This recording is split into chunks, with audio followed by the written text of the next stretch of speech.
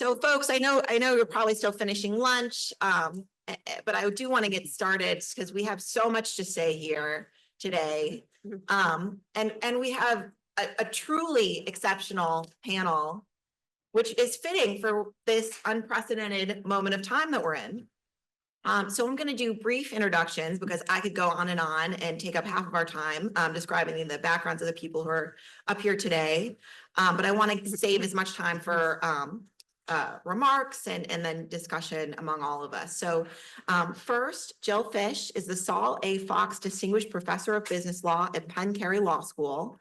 Jill is a prolific scholar who has written extensively on corporate law and governance issues, including influential articles on the corporation's role in politics and ESG investing. Next, we have Glenn Hubbard, who is the Dean Emeritus and Russell L. Carson Professor of Finance and Economics at Columbia Business School. Professor Hubbard is a specialist in public economics, managerial information and incentive problems in corporate finance and financial markets and institutions. He's also served in many distinguished government roles, including as a former chair of the U.S. Council of Economic Advisors and the OECD Economic Policy Committee and Deputy Assistant Secretary of the U.S. Treasury Department, as well as a consultant to the Federal Reserve Board, the Federal Reserve Bank in New York, and other government agencies. Tom Lin will be speaking third. He is the Murray H. Schusterman Chair, Professor of Law at Temple University's Beasley School of Law, and the best-selling author of The Capitalist and the Activist, which was named one of the best business books, as well as one of the best social justice books of the year in 2023. Then we'll hear from Robert Jackson, Jr., who's the Natalie P. Urey Professor of Law and the Director of the Jacobson Leadership Program in Law and Business, as well as the Institute for Corporate Governance and Finance. Before that, he served as an SEC commissioner. And I'll also note that before that, he was a professor right here at Columbia Law School. And it's great to have him back. And last but not least, Jeffrey Sonnenfeld is currently the Senior Associate Dean for Leadership Studies and Lester Crown Professor in Management Practice at the Yale School of Management, as well as founder and president of the Chief Executive Leadership Institute, a nonprofit educational and research institute focused on CEO leadership and corporate governance. He's also advised the White House, the State Department, the Treasury Department, the Council of Economic Advisors on all sorts of things, Russian economic sanctions, business retreats, and he's been listed by Business Week as one of the 10 most influential business school professors and one of the most influential figures in corporate governance. Okay, so I'm going to step aside and let each of you speak for about 10 minutes and Jill will kick us off. Okay, so I'll try not to make it 10 minutes, but law professors always run amok. Thank you, Dorothy, for the warm introduction. And I guess I want to start. Okay, let's do it. That gives you even more authority. Absolutely. So I want to start just by saying how happy I am to be part of this, not just because of my good friends at Columbia, but because it's an conference honoring Ira Millstein. And Ira would have loved this conference, I think for 3 reasons. One, Ira loved the idea of academics and practitioners coming together, sharing views, learning from each other. I mean, that was just his baby. And this is already this morning, I think we've seen the dialogue and how productive that can be. Second, Ira obviously spent a lot of his career focused on advising boards. And all of the issues that we're talking about today are critically important for advising boards. And that gets me to my 3rd reason. Ira liked to think about the future, right? Let's not have a conference in which we focus on what happened. Let's talk about what happened is going to mean for boards in the future, is going to mean for corporations in the future, right? What can we expect? And what do we do with things that we don't entirely expect? So I think Ira would love this, and that makes me extra happy to be part of it.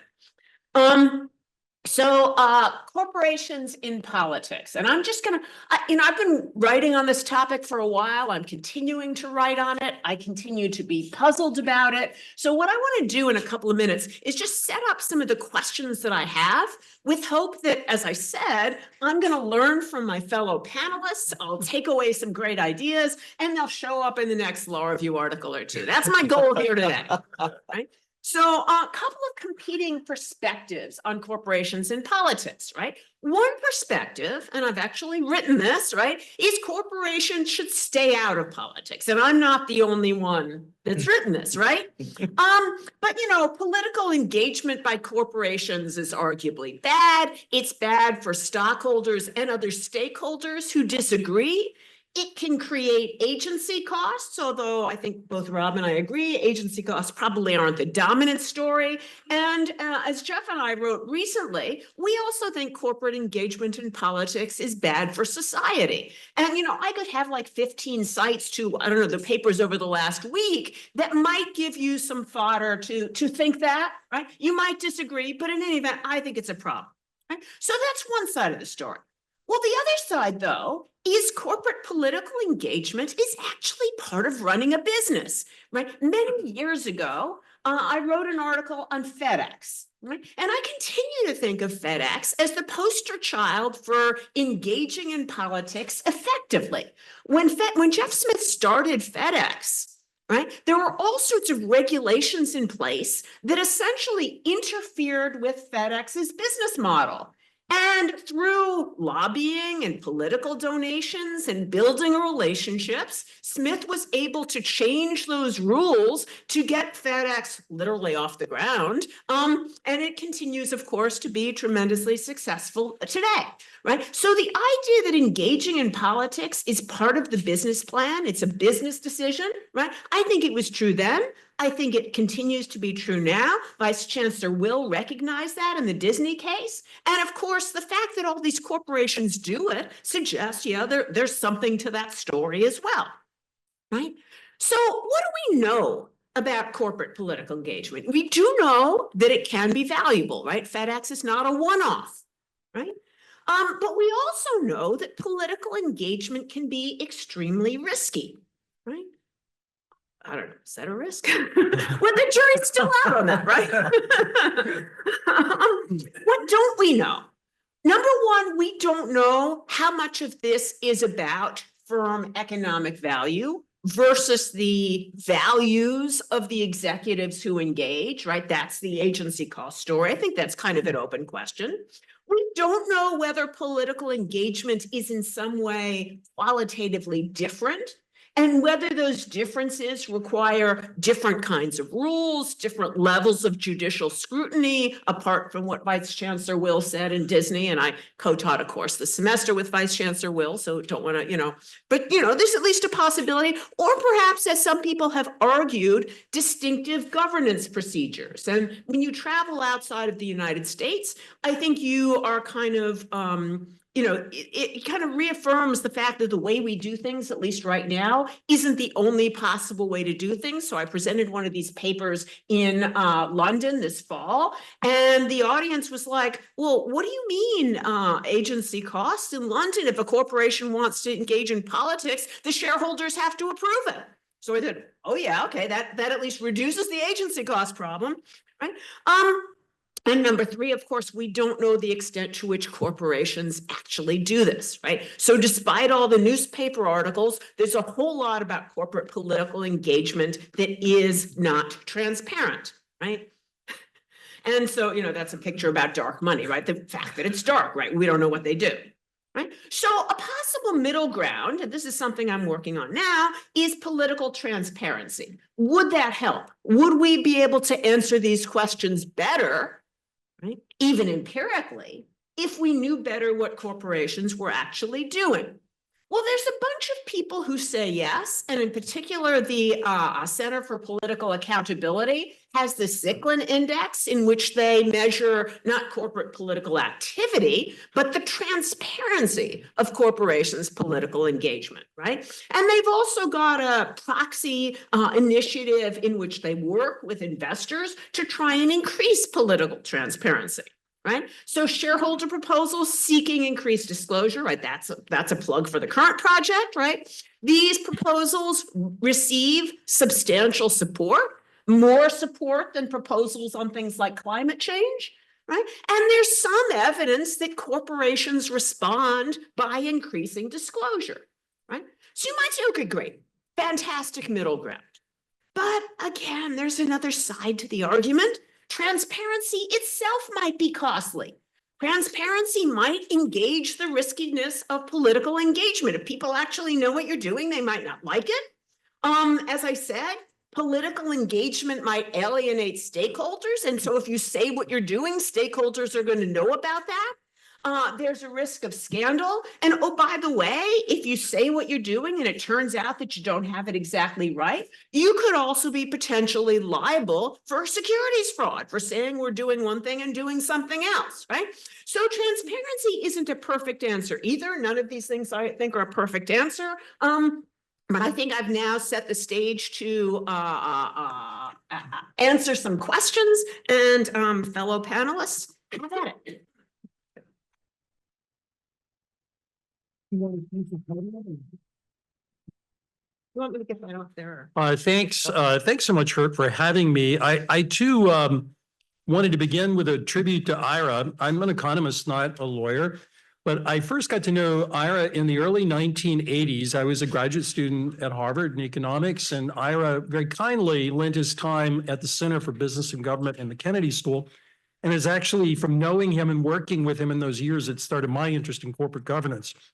I wanted to give a few framing thoughts from an economist perspective, but also from another perspective of a board member. So in terms of the political questions, I chair the MetLife board. So we are one of the most highly regulated companies on earth in multiple jurisdictions.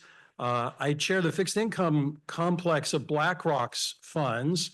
13 Republican attorneys general wrote a letter saying that I was too liberal to be that board chair. Anybody who knows me would doubt that is the case. And then I sit on the board of Total, which has to manage European politics and American politics. So I'll weave all of that in.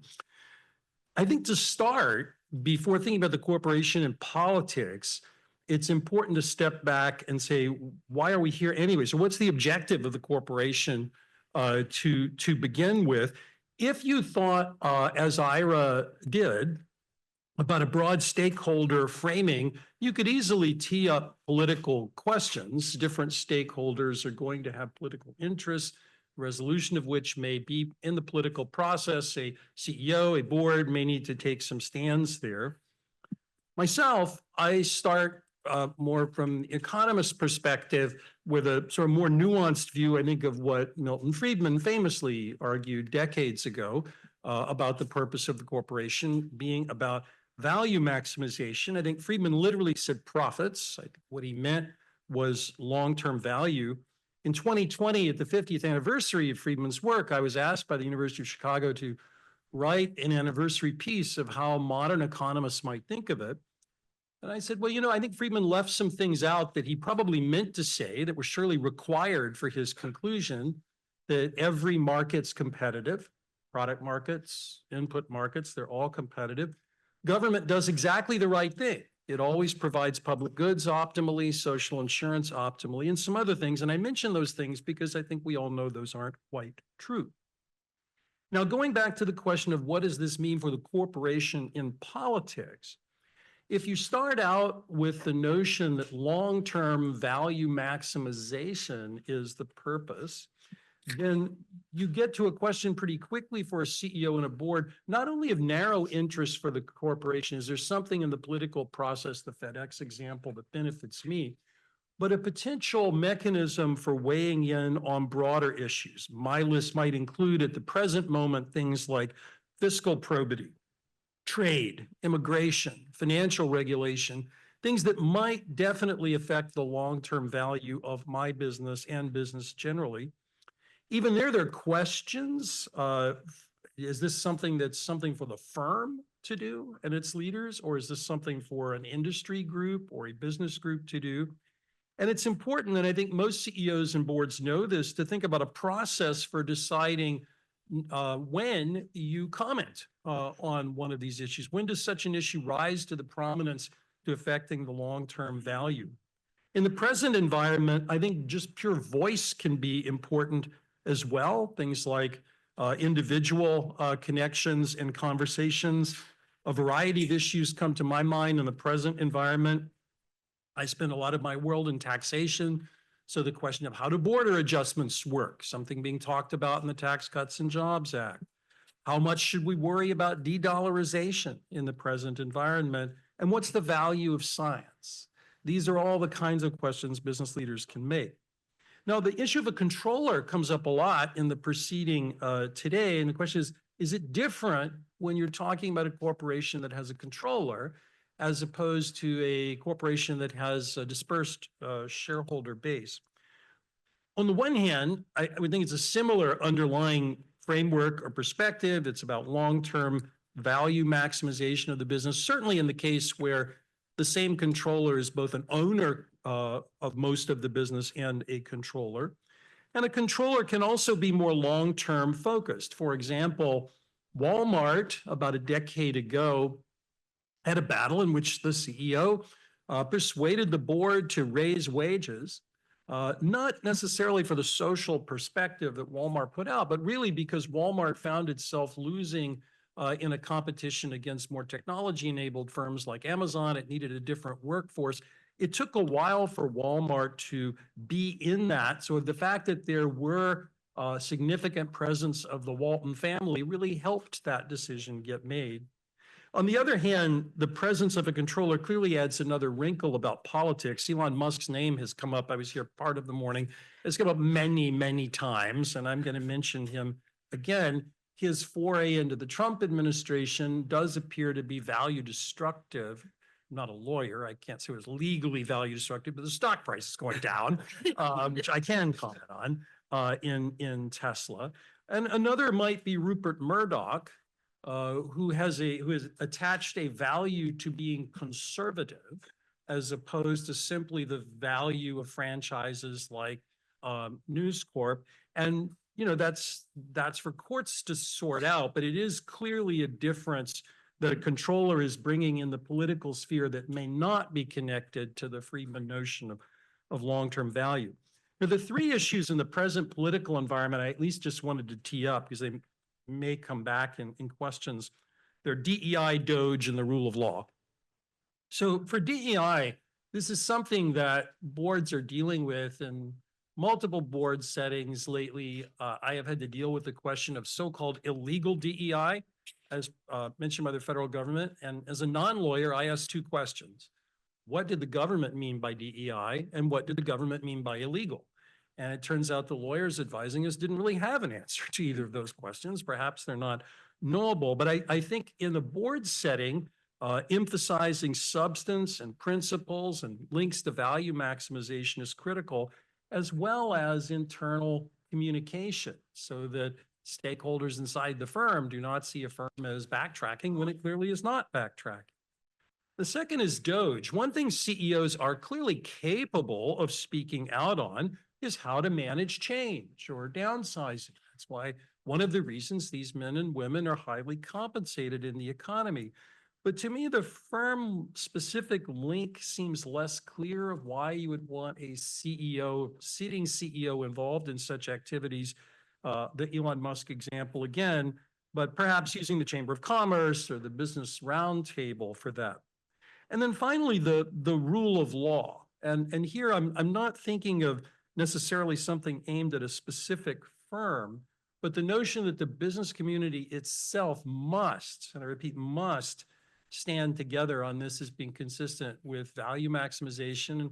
The Business Roundtable seems like the most logical venue for me. The Financial Services Forum and finance, the area I come from, would be another, but I think it's very, very important. I think all of this is going to keep getting harder. In the business setting, it's not just the Bud Light transgender issue or don't say gay and Disney. This is something now in the real politic of the time that has become front and center for boards. I'll close with just a thought. In the business school, we've started in recent years a new course called Business and Society, where we try to take a 360 look at the corporation, inside investors' views, employees' views, boards' views, and outside issues like social movements, technology, social justice, and climate change. It's helped us with an executive community get at that, and I think it would be wonderful to involve the law school in that discussion too. So I'll stop there.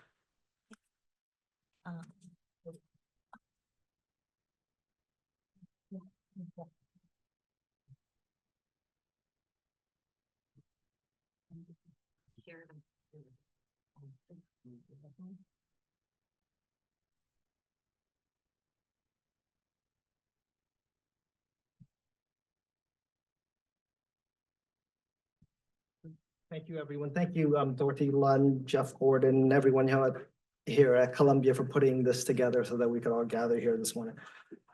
So corporations and controlling shareholders in politics, that's the name of this panel. There's probably no more timely period in recent history to be talking about this. We have a former CEO in the Oval Office being formally advised by other former CEOs and business executives in cabinet positions, to say nothing of the world's richest man and a current CEO of a major corporation serving as one of his senior advisors. This topic is incredibly timely, but in many ways, this topic is also incredibly timeless. Since our founding, our laws and public policies have been wrestling with business and politics in business.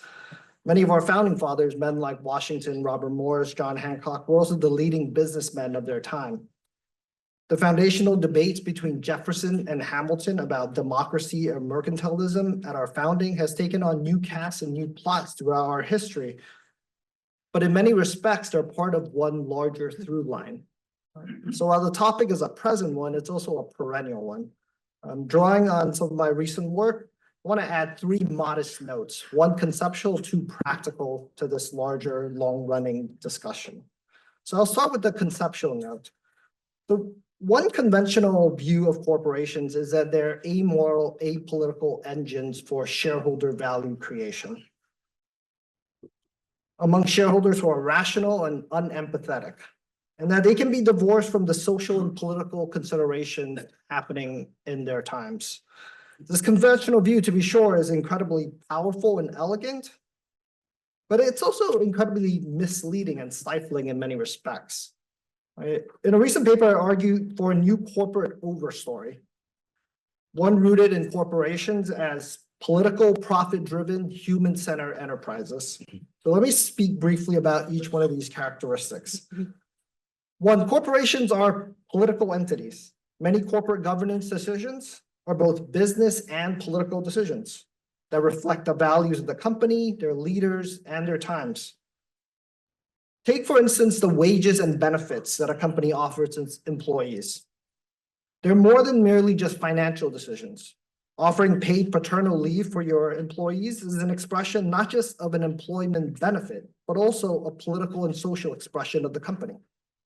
Choosing not to operate in certain markets because you disagree with the human rights practices of the political regime is a business decision as much as it is a political one. Corporations have been major players in American politics throughout our history, in times of war and tumult, and in times of peace and prosperity. In the last few decades alone, businesses and their interests have spent tens of millions of dollars annually, election cycle after election cycle, to influence our political and legislative processes. Corporations regularly lobby for favorable trade and tax policies, advantageous regulations and rules, generous subsidies and support. CEOs of our largest corporations funded and received front row seats at the most recent inauguration, and more recently sponsored the Easter egg roll on the White House grounds. So there's nothing apolitical about any of that.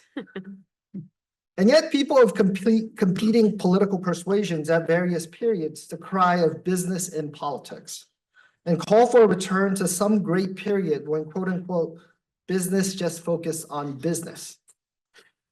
Perhaps these calls for a return to business as usual are simply calls for corporate engagement in politics that better align with their own political and economic values and preferences, because business have never truly been apolitical in our history.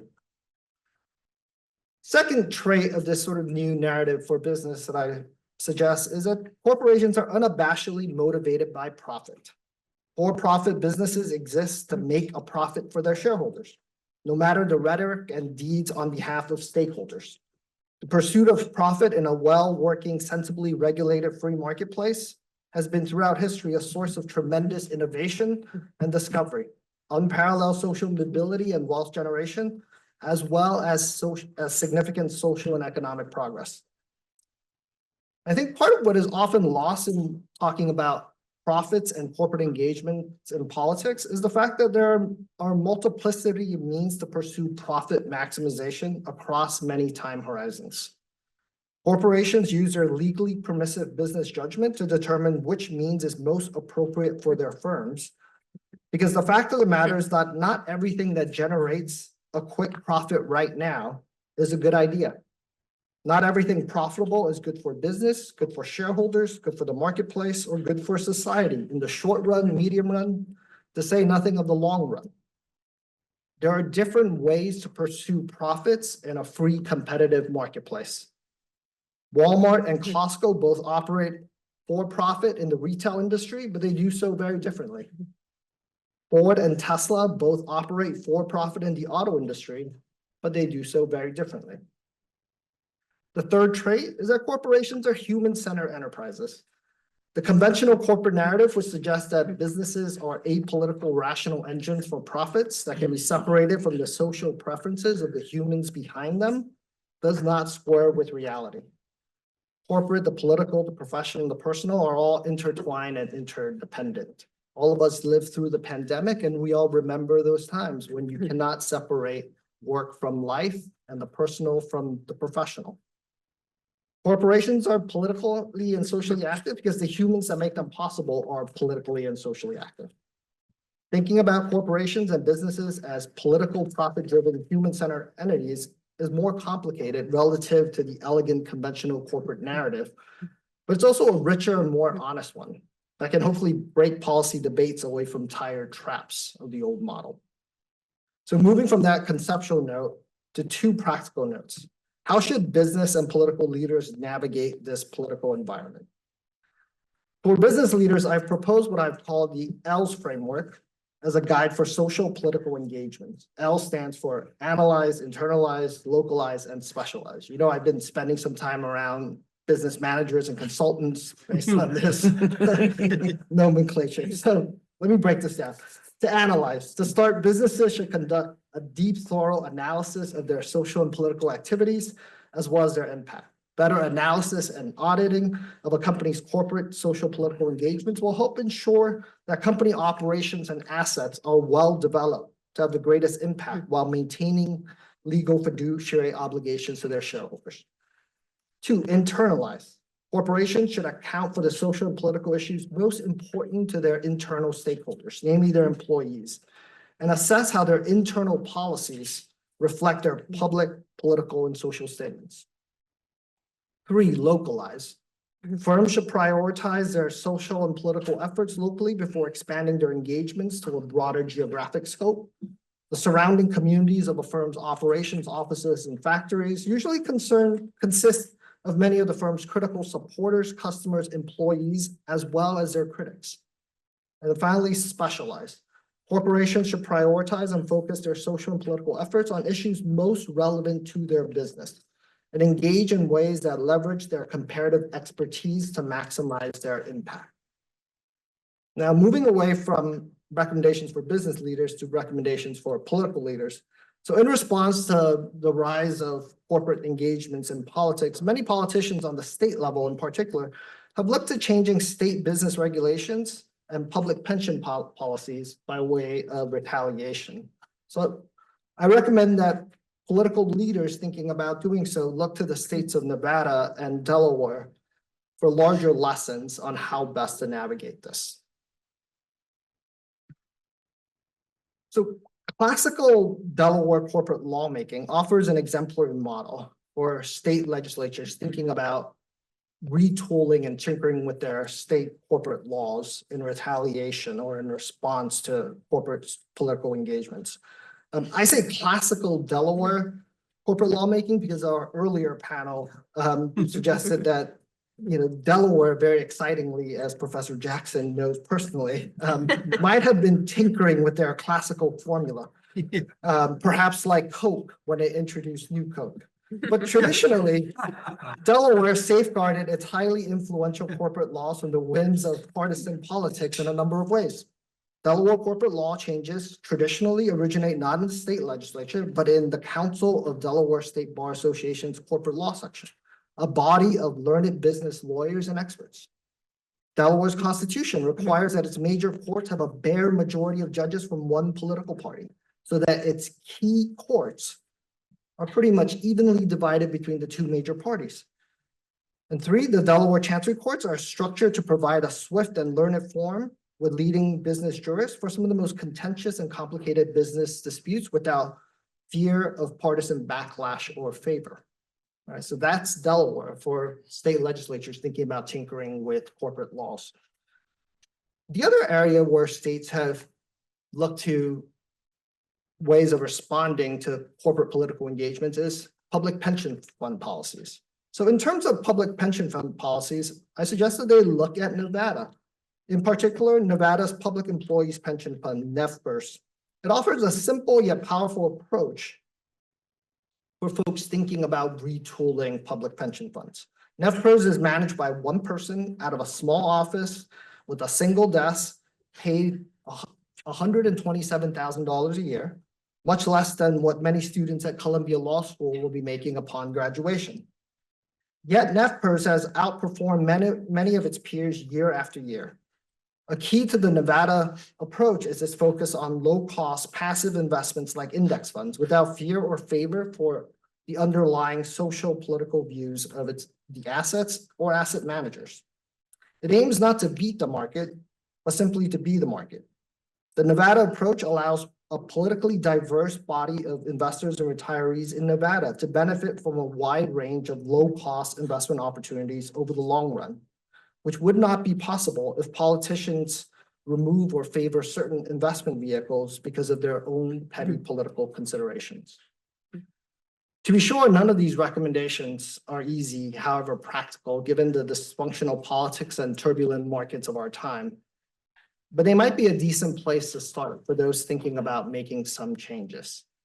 In the final analysis, our individual public interests in many ways are tied to our private business interests and have always been in this country. We've always had a stake in one another.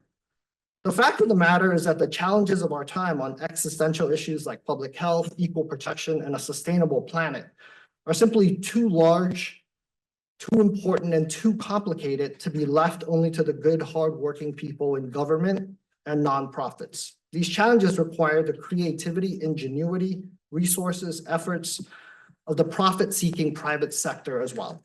These challenges and the appropriate roles of corporations and politics have no easy answers. Perhaps we can get closer to them by asking better questions in settings like this one. Thank you so much. You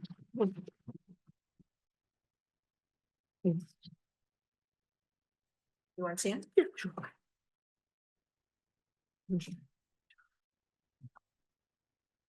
Thank you so much, Dorothy. What a pleasure, a privilege really, to be back here at Columbia with my old friends. I wanted to join my colleagues on the panel today in acknowledging and remembering Ira Millstein. I had the very great privilege of being one of the first directors of his center here at Columbia. And I wanted to share with you all something I know that I know many of you know, but just as a reminder, you know, Ira practiced what he preached insofar as he believed in long-term investment in the world around him, and in particular in people who he helped to develop and teach, myself among them. He made investments in me. Everybody makes mistakes. He made investments in other young scholars and fellows who are now professors here at Columbia, or some of the most promising young scholars that our field has to offer. I was proud and privileged to be his colleague at the center here, and I'm just delighted to be back. So what I thought I would do today is recount two different frameworks that might help us think about political spending and corporations' role in politics. What you'll hear is a lot of what you've already heard. I'm going to be drawing a great deal on what Jill, Glenn, and Tom have already said, but I'm going to try and crystallize it into a framework that focuses either on an agency cost thesis of the nature of corporate political participation, or stealing, as I so often do from my friend and colleague Zohar Goshen, a principal cost framework that he has developed over the last few years with my friend and co-author Richard Squire. And what I want to show you using these dual frameworks is that whatever way you think about this, corporations are going to engage in quite significant political participation. They always have, as Thomas pointed out, and they're going to. I put to one side the normative question whether they should, because you shouldn't care what I think about that. I don't even care what I think about that. What I'm going to try and do is observe the world that we live in. I'm going to try and show you that from either perspective, the common corporate law frameworks we use, corporations are going to engage in this activity. We shouldn't be surprised that they do. Instead, what we should do is acknowledge this reality and provide them tools for managing their participation in that process. And we should accept that those tools might lead to more, not less, corporate political participation, whether we like it or not. More on that in a moment. So first, as you might know, I've written a little bit on this topic, even before I was a commissioner on the SEC. While I was here on the Columbia faculty, wrote 2 pieces with Lucian Bebchuk, making the argument that corporate political spending was an agency cost style decision that should be subject to agency cost type law. So our principal argument there is that when a company uses shareholder money to spend on politics, they do so in a way that is influenced by the preferences of its managers. That is, the CEO has a particular political view, and there's been terrific empirical work suggesting this might be right. They're going to spend money on politics in that way. We pointed out in those papers that because this can be thought of as a standard agency kind of problem, we shouldn't use the deferential standards we use for unconflicted transactions in corporate law. Instead, we should use ones that we use to deal with conflicts of interest between principals and agents, shareholders and managers. What should we do? We argued, well, first, you should have some kind of internal governance mechanisms, independent directors, some kind of oversight over the engagement that folks make with politics. There should be some kind of director-based buttress in governance structures between the managers of the firm and their political decisions. We argued, too, that you might borrow from the United Kingdom's example and provide shareholders with some kind of voting mechanism. We've done that recently on executive compensation. I was involved with that, too, sorry. And it's going great. So we could do something like that, borrowing from the UK, as Jill has so thoughtfully pointed out. Or we could do disclosure. And in a later article, Professor Bebchuk and I spelled out our disclosure proposal, which was the subject of a petition before the Securities and Exchange Commission, signed by many folks in the room, including my colleague and dear friend, Jeff Gordon, where we urge the SEC to develop rules requiring disclosure when public companies spend money on politics. By the way, about that, something interesting happened next. I don't know whether you guys remember, but actually the political process worked. We put forward our idea. It was the subject of more than 1.2 million comment letters sent to the SEC urging people to do it. I don't really believe there were like 1 million separate comments. I think there was a lot of copying and pasting, but whatever you think about that, what happened next is Republicans in Congress said this is a terrible idea, and we're going to adopt a statute that says the SEC can do anything it wants with its budget every year, except Jackson and Bebchuk's rule. And it passed, and Barack Obama signed it. In response, Democrats put me on the SEC. Anyway, long story. What do you think about that? The way I view that outcome is actually the political process working just as you might expect in equilibrium. Why? Because those receiving that kind of corporate contribution responded by making more corporate contributions that were not yet subject to transparency, persuaded members of Congress to pay a price to block this kind of transparency. They agreed. And by the way, Democrats agreed too, because it turns out they like money as well. So I think I use that as an example. I'll come back to transparency in a moment, but I use that as an example to think about why we should be realists about the role of corporations in politics. For the reason Tom has given, first of all, there's historical lineage to suggest that we should be. But second, what happened there is many things, but surprising is not among them. I think my reaction to it was that you can imagine a very parsimonious model of corporations' participation in politics where this outcome follows. I'd be happy to talk more about it in the Q&A. Now, if you think about it from an agency cost point of view, I think we can expect that even if you put these kinds of protections in place, you're going to get more corporate participation in politics. So let's rerun the hypothetical about the rule I just described and think about what if that rule had passed? What if corporations were required to disclose every time they spent shareholder money, for example, on something like the chamber or the business roundtable?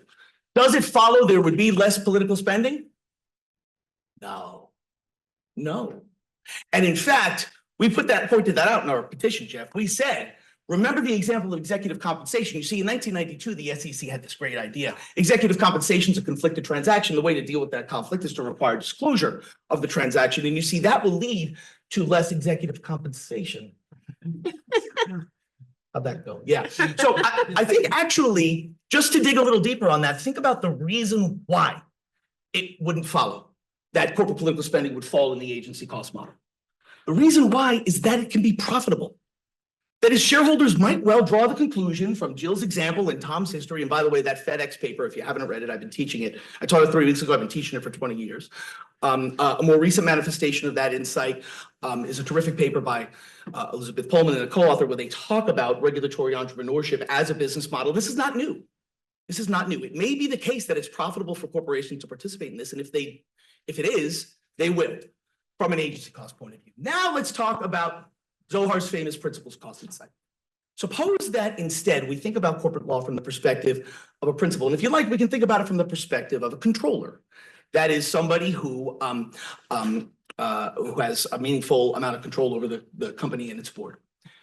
Well, Zohar and Richard's insight, and they've unpacked it in several articles, is that one reason why corporate law facilitates this kind of control and has for so long is that it may be that that controller has a particular idiosyncratic vision, a particular view of what the world might look like in the future.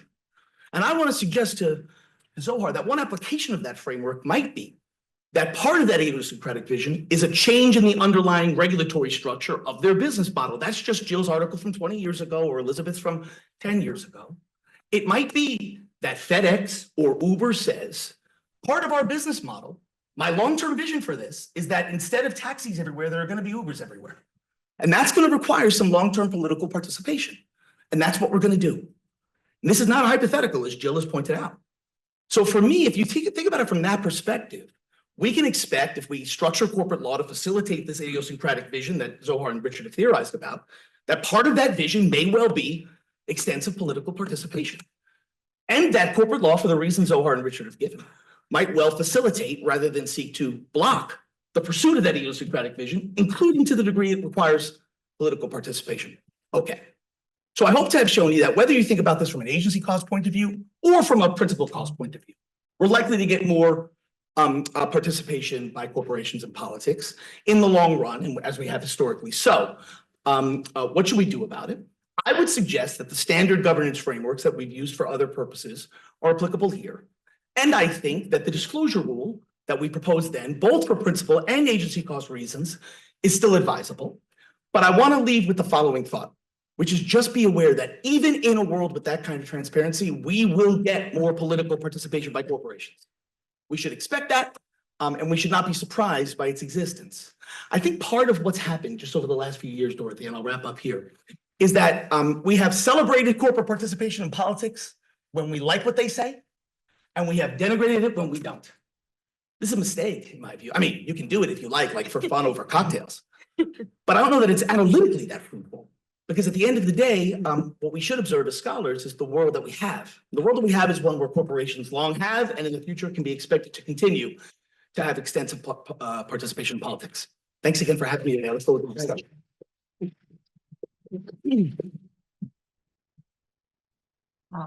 I think we've got the slides coming right now, so.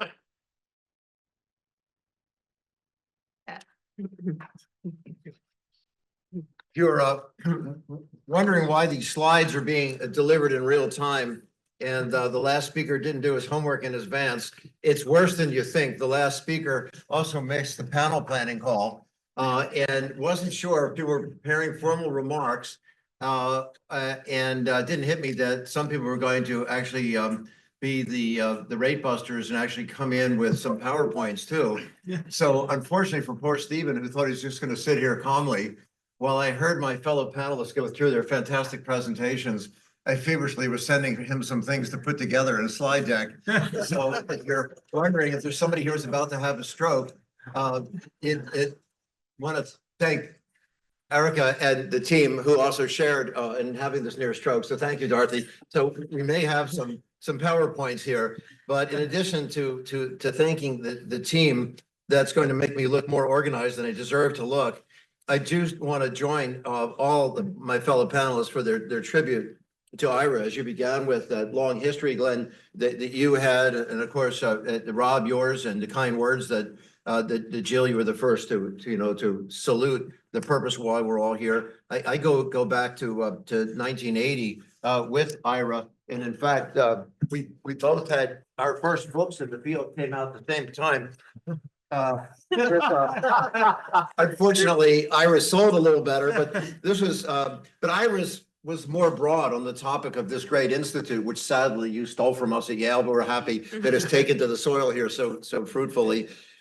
Is that this was more narrowly on the topic of today's panel, corporate views of the public interest, and something which I'll share with Glenn is the pathetic view here is I think I still look like that, isn't that? Of course. Yeah. My wife said, I'd love to meet that guy, but but the endorsement in this book was from Reginald Jones, which people in this room would know, but nobody on my campus would know, at least my students, he was the predecessor to Jack Welch, which again, they wouldn't know if that's good or bad, but they still wouldn't know him. But he coined the term corporate social responsibility. And I won't read you his wonderful praise, but Irving Shapiro, chairman of DuPont, also did. And that's going to tie into what I want to talk about here today, which is with this panel, which is truly a galaxy of stars, both in experience in the White House and regulatory agencies, is pretty daunting. But it's also daunting to be up here with, at the Columbia Law School with 4 lawyers and 1 economist.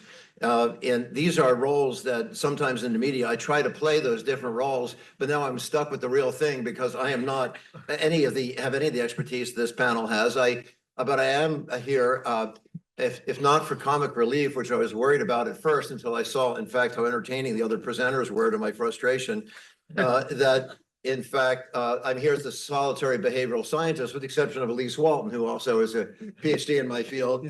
Should we admit it's from the evil Harvard Business School and not bring it up, is that Elise and I used to work back there behind enemy lines long ago. But it's actually now they're our friends. We're all hopefully defending Harvard these days. Is that as we get into the topics, I want to agree with several of our panelists is the advantage of going late is that I get to see how you spent your ammunition.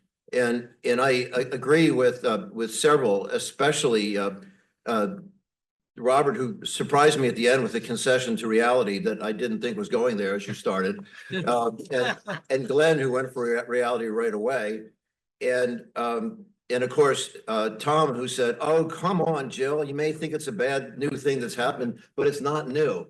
And I couldn't figure out for sure if Tom thought it was good or bad that it's not new. So these are bits and pieces that I agree with. So long and short of it, if the analogy is to a galaxy of stars here, I really should say, candidly, as much as I admire everybody I'm up here with, I feel more like a mosquito in a nudist colony. I hardly know where to bite first. I have thoughts about everything that everybody said, as articulate and eloquent as it was. And Jill, I was on the edge of my seat with everything that you said, ready to jump up and shout back.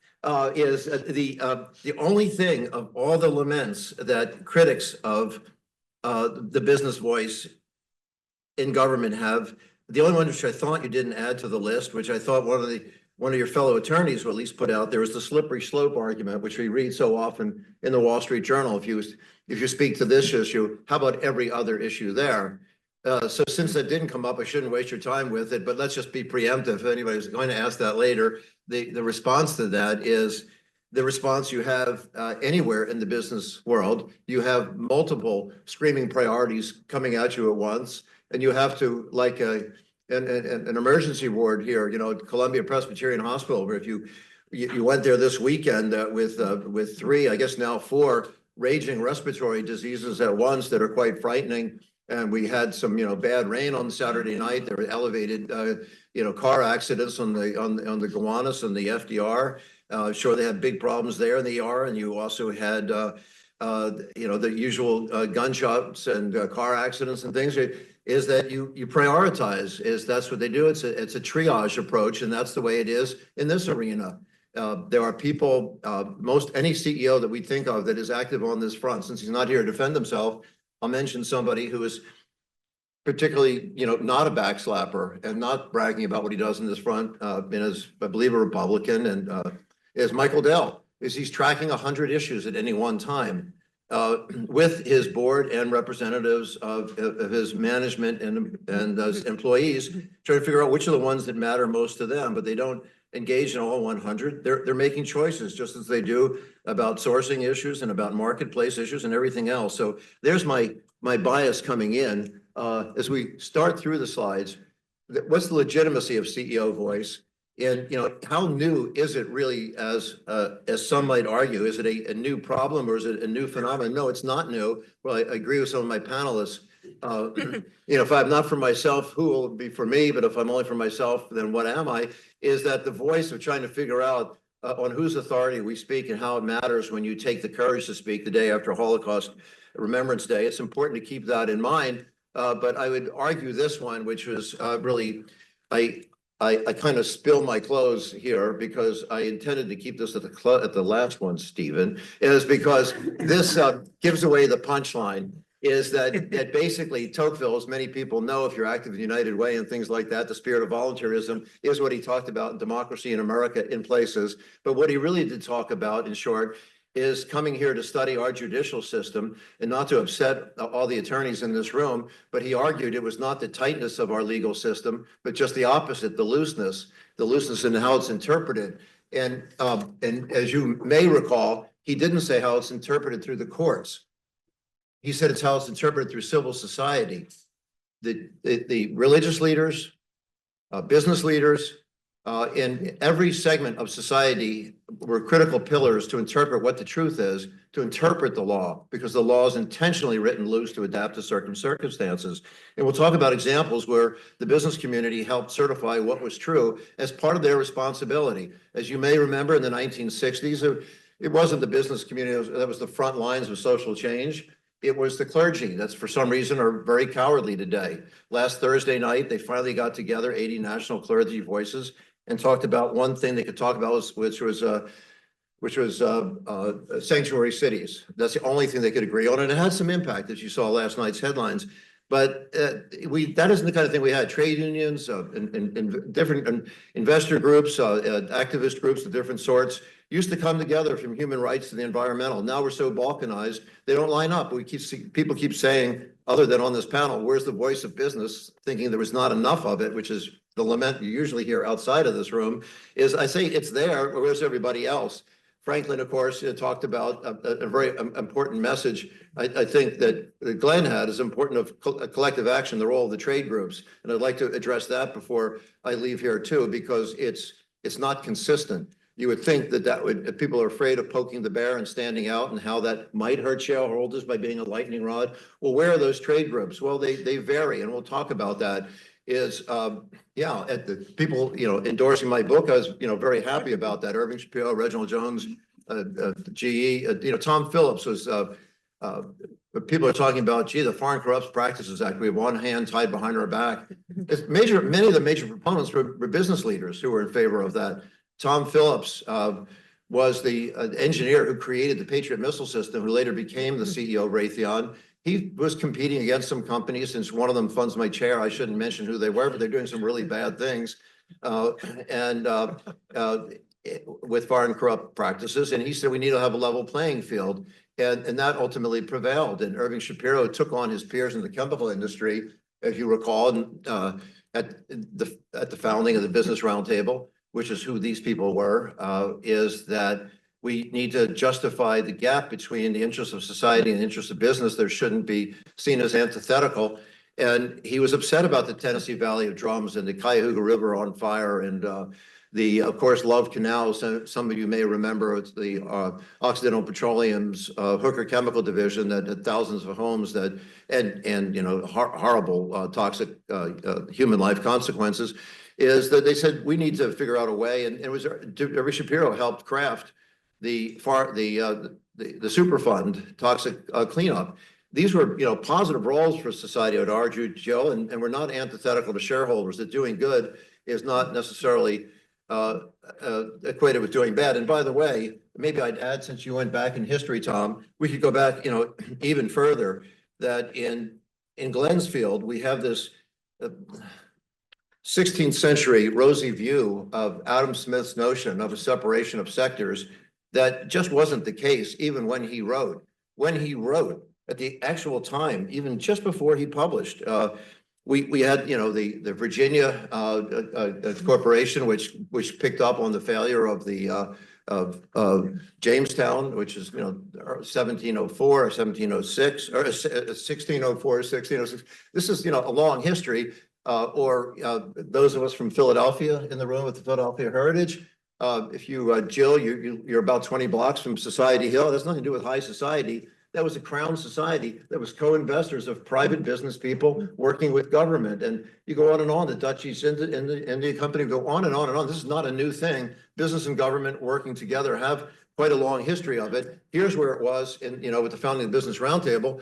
Unfortunately, we have an issue before us, even currently, where the universities would had active voices. And these were just a reminder of some: Kingman Brewster, of course, at Yale, Theodore Hesburgh at Notre Dame, Abraham Socker at Brandeis, Clark Kerr I just mentioned because it didn't work out well for him. You may recall when he was pushed out, he was actually pushed out as president of California. He'd been chancellor of Berkeley. The weird twist in the language that the chancellor reports to the Berkeley, to the president, but he had both jobs. And when he left, you may recall, he said, "I leave here much as I came, fired with enthusiasm." His social voice wasn't always appreciated. But and John Coleman at Haverford, what's really tragic today is we have a distortion of the 1967 Kelvin Commission, which, Jill, you could say, well, they're following your advice. They're keeping a different corporation, universities, trying to keep them out of political voice. Even that isn't what the Kelvin report says. It's one of these things like, you know, like Milton Friedman. People like to refer to a 1971 article he wrote where he supposedly said the only responsibility of business is the bottom line. That phrase is actually never in that 1971 August New York Times Magazine article, but what he does say, he refers to social amenities, which many other people call corporate responsibility, which is what these guys called it, corporate responsibility, which some people called ESG sense or whatever, the nomenclature. Is he allowed for it and allowed it for being in the shareholder interest on occasion. And in the university world, we somehow are losing our way on that front as a cover for cowardice. And we'll talk about how that's being addressed right now. This is the phrase, if you care, where in the Kelvin Commission, in fact, it allows for it. And most of the universities represented in the room have opportunities where voice should be represented. Is one of the things that we did, and it ties in, Tom, even to, if you'll forgive me, a well-known French oil company, is looked at companies pulling out, I should say that what happened here is public voice mattered, and it turned out doing good. And this example is not antithetical to doing well, unless you were me and wind up number 6 on Putin's enemies of the Russian Federation here, as you can see, and have my home vandalized and my kids terrorized and a lot of hate speech coming through and threats. But for the companies, it worked out well. We've done the research. Is the companies who pulled out early were not who many of us who've been working in this field for decades would have anticipated. It was not the consumer goods companies, but in fact, it was big oil that pulled out first, except for one company, Glenn, and they were all rewarded for it with massive write-downs, $12–16 billion of write-downs for Exxon and BP and others at Shell, and then social media, big tech. Well, how strange they'd be the first movers. The weekend of February 22nd, right after the invasion, that they were the second set of movers. The third one, shockingly of all, and if I haven't alienated everybody in the room, I'm about to, it was the professional service firms, where those law firms and consulting firms, accounting firms are usually the most cowardly to get involved in geopolitical conflict between clients. And yet, for various reasons of enlightened self-interest, they were the first movers.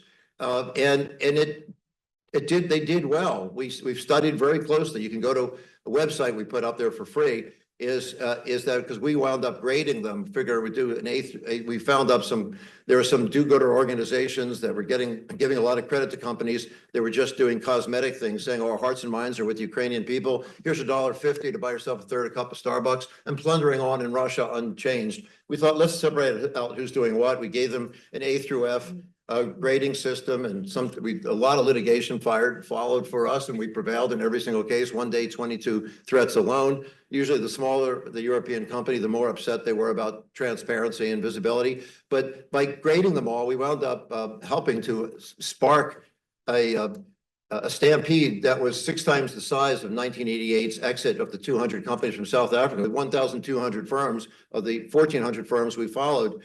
And we've taken a look at is how business has stood up on various occasions and how it's mattered.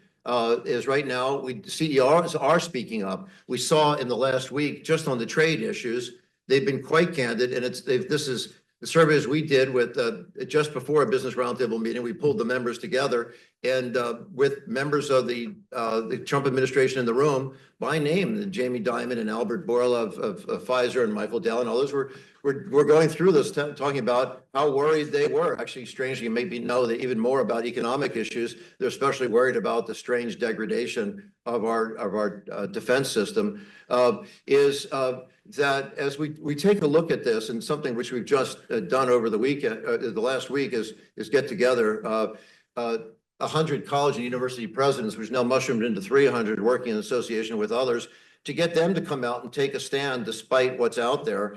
Is what really matters is there needs to be courageous voice, and even though Glenn called for it by allowing for collective action of the trade groups, the Business Roundtable was formed to do that. In the election of 2020 and 2021, it was obviously an inelegant presidential succession. In Tuesday night, February 4th of 2020 was the election. And we saw that the early voting was favoring President Trump because it was the in-place voting was being counted first. But of course, people who were more likely to believe in science and the transmission of disease by proximity were less likely to want to vote in clustered, crowded places. They were more likely to be voting at that time absentee ballots. And the absentee ballots later that night and the counts on Wednesday flipped the other way. And Trump was calling it fraud. Thursday night, November 6th, he went on the national airways and condemned this, saying that anointed himself as president. Political scientists actually called it a coup d'etat. Business leaders thought that was, at that time, was a little over the top, but they were alarmed. So dozens of them started emailing me, texting me, calling me, and I said, why don't you go to the trade groups? And I named those trade groups that Glenn mentioned. And they said, no, they're too bureaucratic. They have the self-interest of staff wants to stop them from taking controversial positions, because many of them are nomadic employees that hop around K Street looking for the next job. They don't want to be, or they have to work harder. And they wind up giving the CEOs study groups to produce white papers to delay time. And those white papers are miraculous because unlike the treatises you write, they actually subtract from your knowledge. So the more of them you read, the less you know, and it's hard to do. But it's a way to throw them off from actually taking positions. So what we have seen is that business leaders did then group together, and then on Friday morning, this has always been off the record up to now, but Friday morning, I guess that was the 7th of November.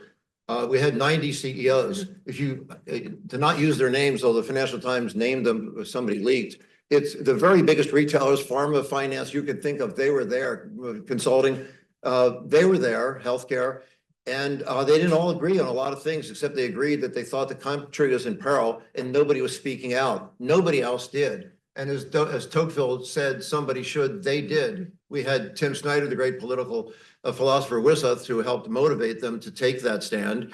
And they came out with 5 points. Those 5 points first was, here's who won, not knowing who it was going to be for sure, but when it's announced, here's who's won. And second, we not just congratulate them, but if anybody disputes it, they should take it to the courts.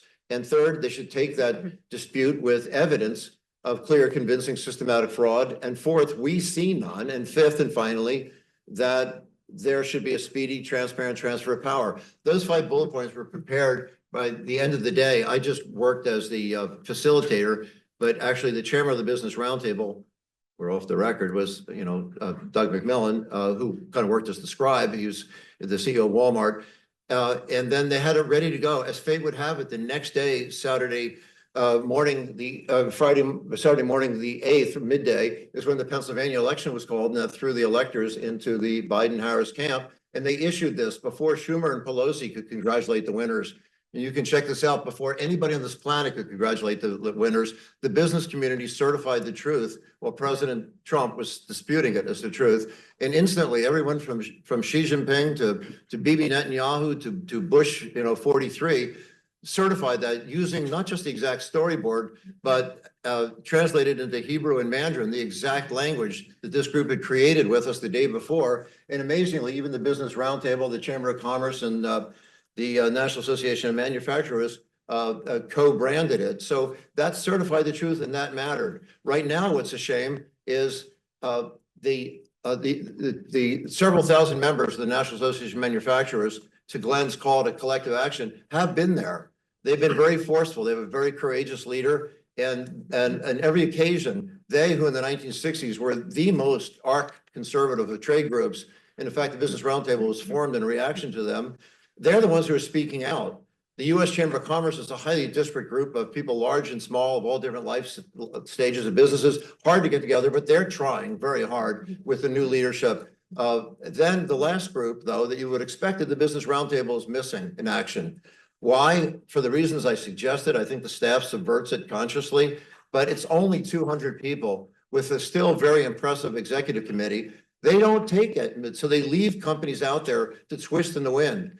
And Jill, there are times, not only does it not hurt the company to take a voice, to take a stand, but in fact, if you don't take a stand, it can hurt you. For example, the CEO of Harley Davidson and Trump 1.0, he knows that his consumer base slightly leans MAGA and his workforce leans anti-MAGA. He didn't want to stay out of politics. He's taking your advice. That's not my job. Stay in your lane. He later learned staying in your lane means, what lane is that? The breakdown lane?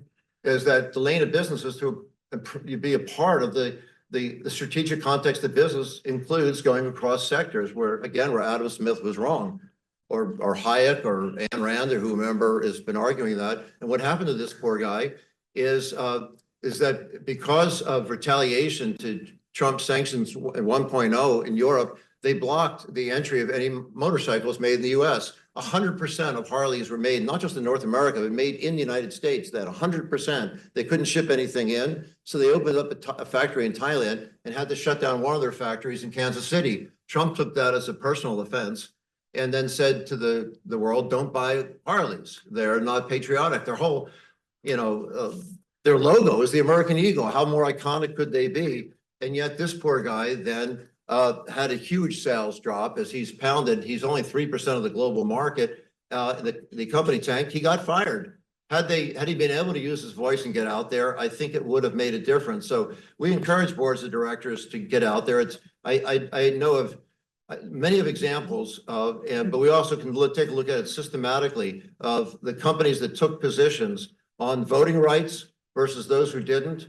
There's a petition of several hundred who signed on, and the allegations went out there that they would suffer for it. They didn't. Their stock soared compared to those who didn't. The same with those who exited Russia, those who stayed, or you name the issue where there has been a major public statement from business leaders, just as we have seen with individuals from Jamie Dimon to Ingenuity, who believe that doing good is not antithetical to doing well. That's still alive and well. So thank you very much. And thanks for the slides. I couldn't quite read them, but thank you very much.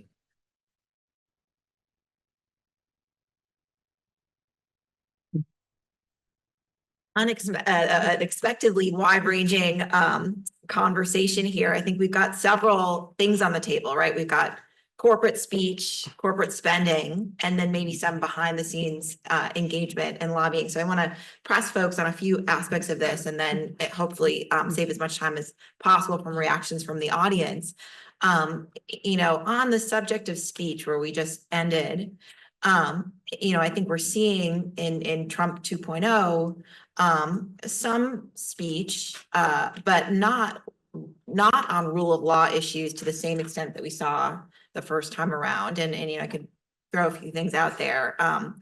Threats to academic freedom with universities, right? We see universities presidents speaking out, but not corporations. The erosion of the ability to sue the government based on attacks on law firms.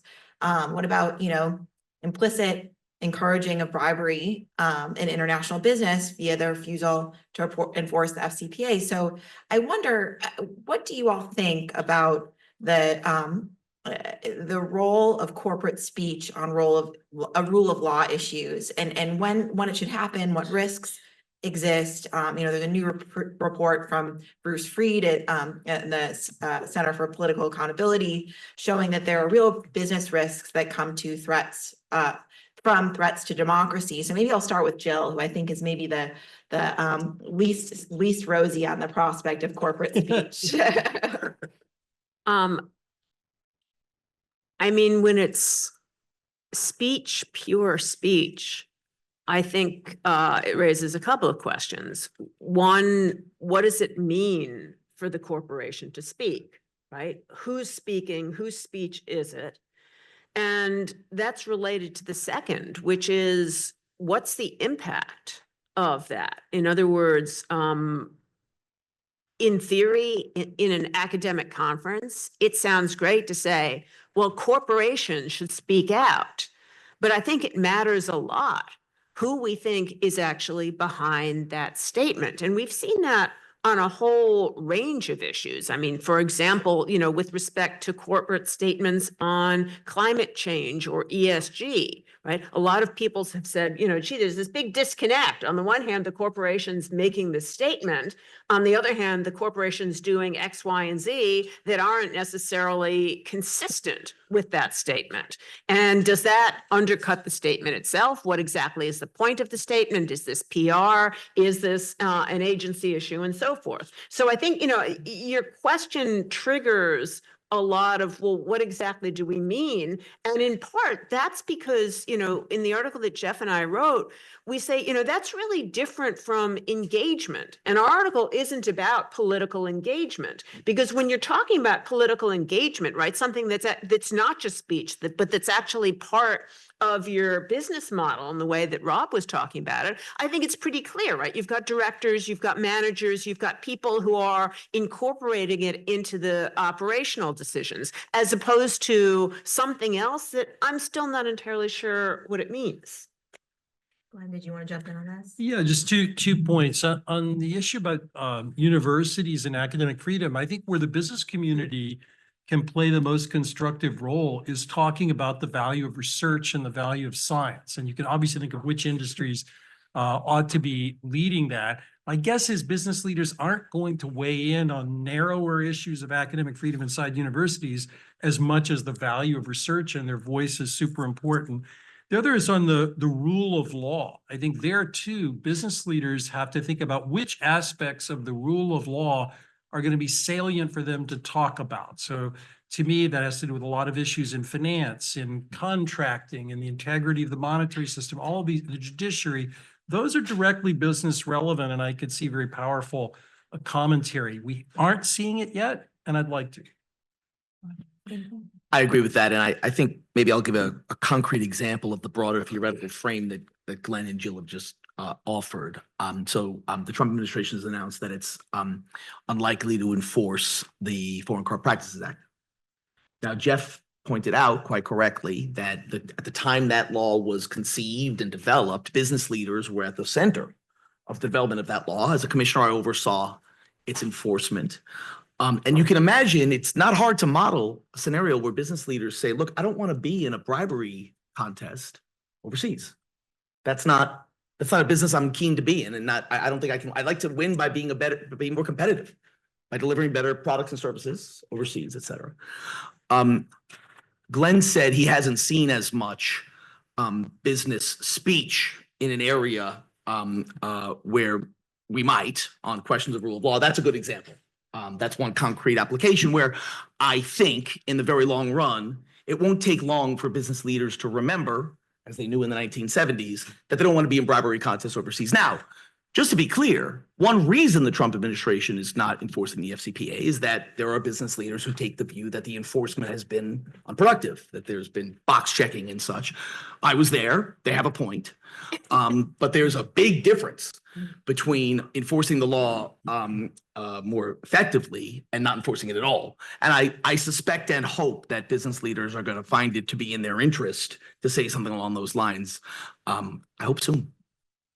Tom, thank you. I wanted to ask Tom a question, which is, of course, we saw a lot of, when Tom wrote his book, it was a moment where there was a lot of corporate speech on a lot of different things, right? Black Lives Matter, et cetera. And now, of course, we're not seeing a lot of speech on social justice issues. So that raises for me two questions.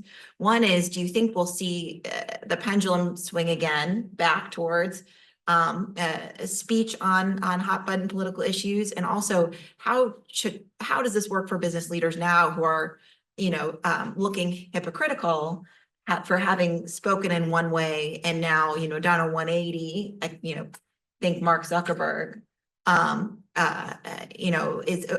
can they manage that risk going forward? Yeah, I think businesses and business leaders react and respond to the dynamics within the marketplace in the present period, including the regulatory environment. And so they're going to react to what's happening. And I think, in the last 100 days or so, a lot's been happening and folks haven't gotten their bearings yet and to try to figure out how best to respond.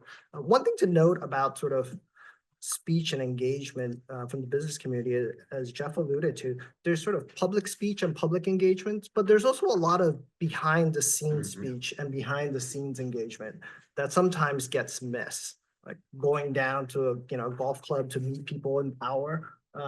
That's speech too, that's engagement. And part of what business leaders are trying to figure out, I think, is to figure out what's the best way to communicate to the critical audiences and constituencies so that they can move the needle in the right direction. And I agree with Glenn's point. I think, and what Rob alluded to is we haven't seen it yet, but I think it's still pretty early. We're probably in the first inning of a very long baseball game. It reminds me of the Churchillian quote about how Americans can be trusted to do the right thing after Exhausting. all the other possibilities. But don't forget that meme coin dinner opportunity. There is another way. Jeff, I wanted to go to you on this exact point. So thank you. I think that, what are you hearing CEOs saying privately? What's going on behind the scenes? Are we seeing, maybe less on the surface, more and backdoor channels? And if so, what private channels are being used right now? And I think something that's very interesting about this current moment is, historically lobbying has happened to legislators, right? Like legislators, Congress. Now everything's coming out of the White House, right? And a lot of these people are new players. They're not even government employees. So how does lobbying work in this world? And what are you hearing? Wow, you packed so much into that question. We have another 2 hours, right? It was a fantastic question. Take whatever you want. It's almost as prescient as your official label for this panel, which ties in with that question, because you had in the parentheses with the controlling shareholder. And that's such an important nuance here that would have tied into the question the way you phrased it for Tom.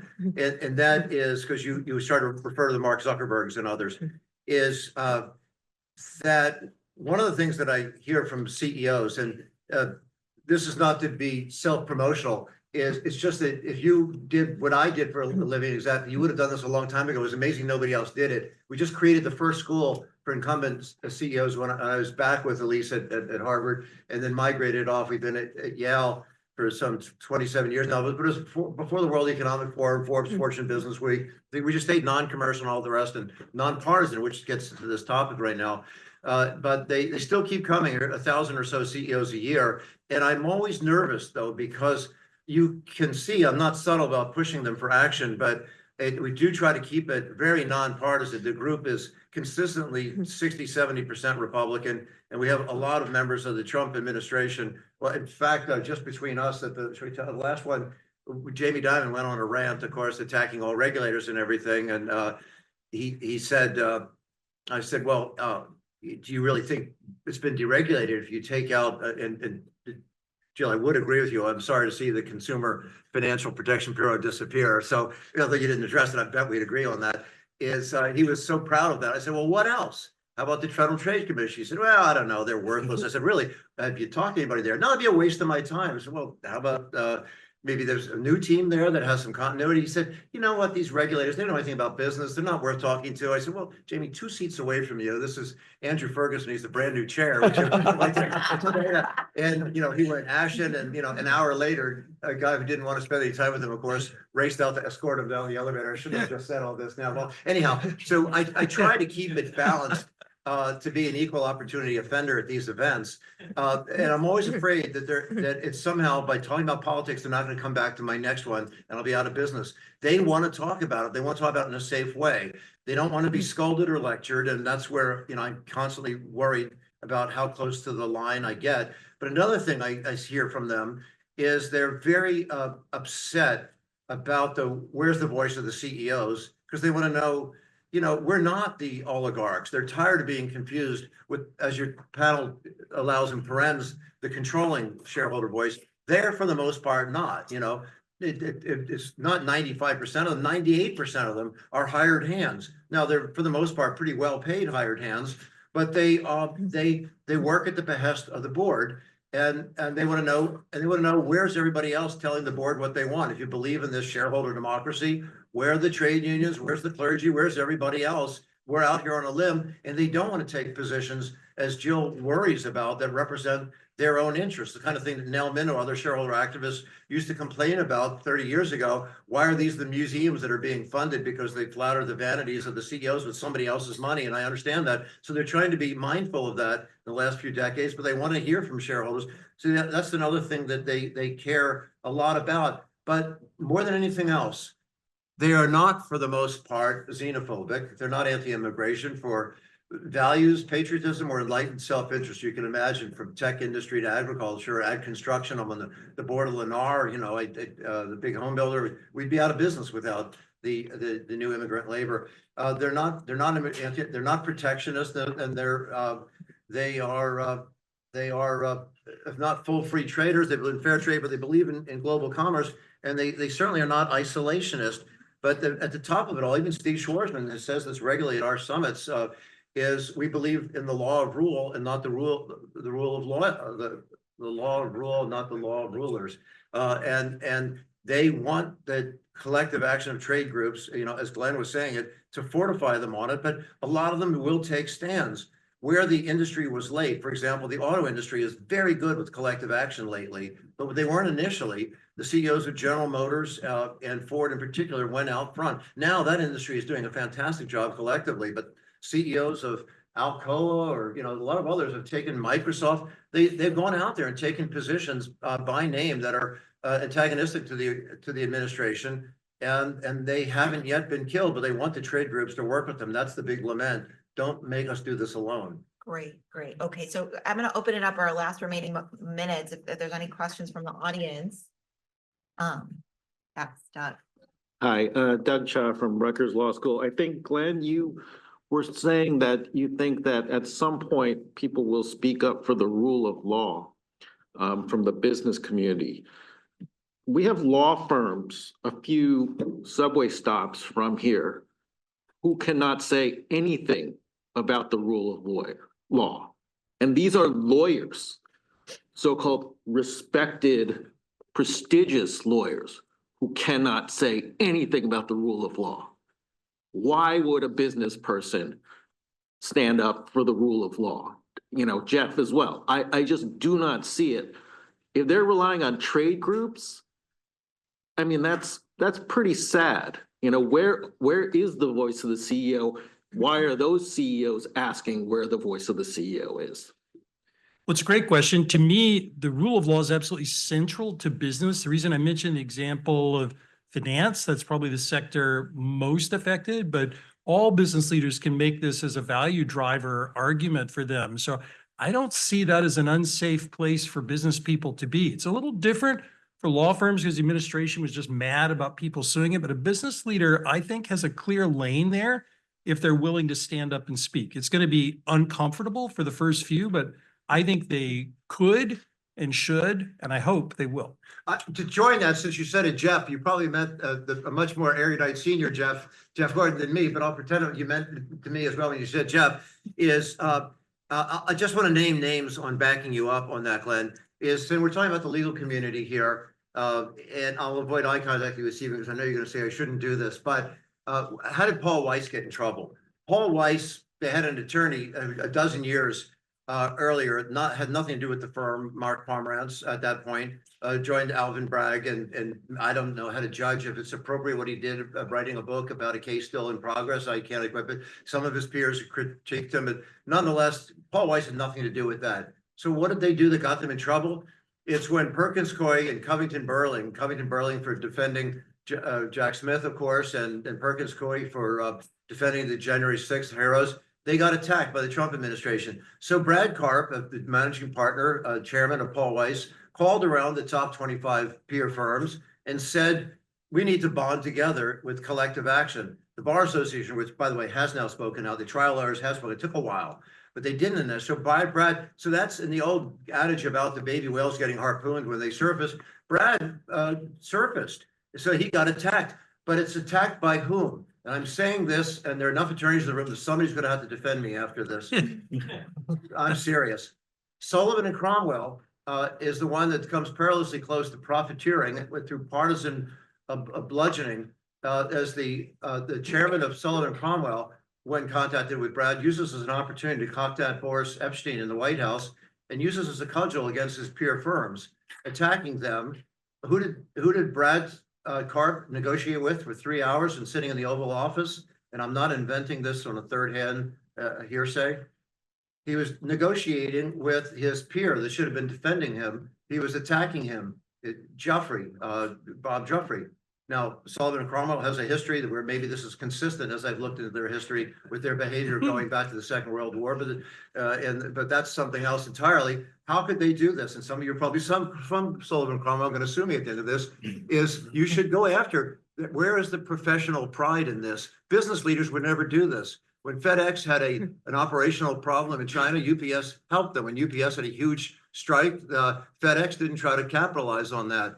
When we had President Trump said to boycott Delta because of their position on voting rights, I called the chairman of United and American. Would they help provide air cover? And they did. Is that it wasn't collusion, but it was a sense of common interest, of collective action. I can't understand in the legal community, and your indictment is of the major firms.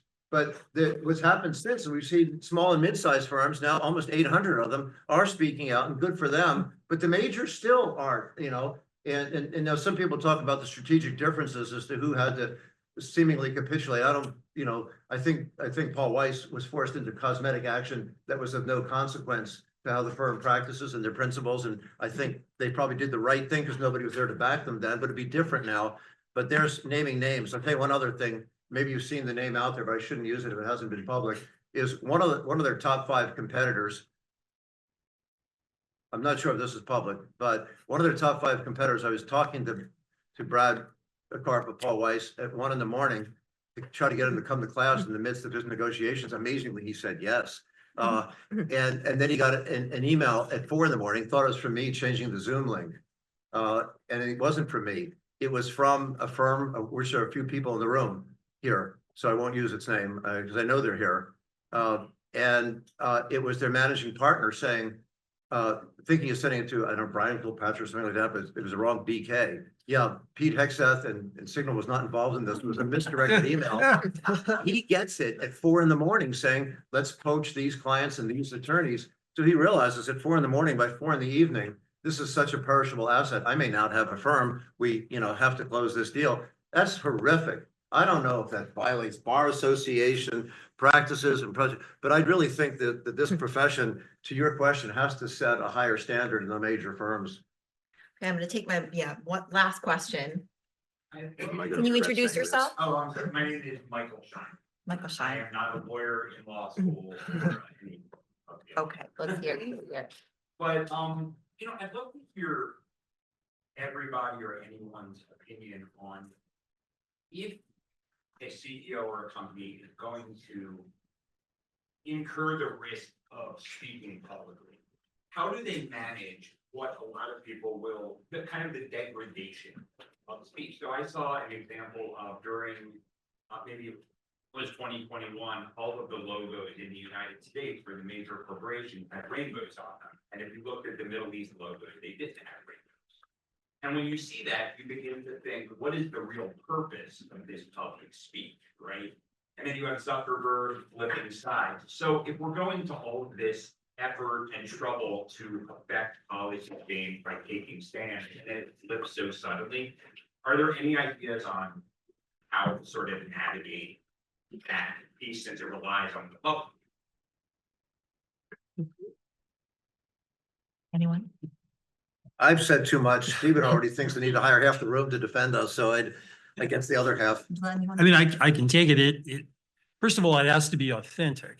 It has to be related to the company's basic value proposition, and the CEO can't wing it.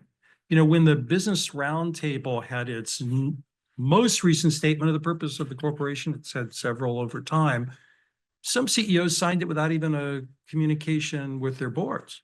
And so this really has to be a board plus CEO discussion. When is it relevant? Drive the internal communications and be authentic. If you fail any of those, you'll get called out the way you just did Mark Zuckerberg. Okay, great. I think that sadly we're out of time. There are more hands, but you can hopefully approach the panelists afterwards. Thank you so much.